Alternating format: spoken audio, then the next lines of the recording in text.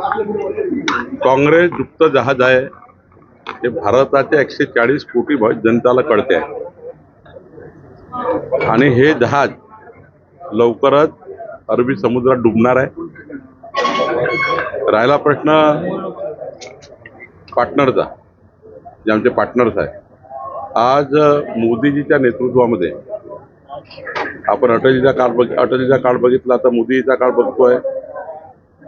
एनडीएला सन्मान, एनडीए सांभाळणे, 23 पक्षांना सांभाळणे, 13 पक्षांना सांभाळण्याचं एक कार्य आपल्या एनडीएने केलं, आमच्या प्रधानमंत्री मोदीजींनी केलं।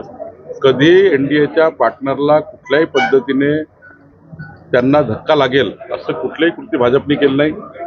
उलट हर्षवर्धन सपकाळांना विस्मृती झाली असेल, अल्मायझर झाला असेल।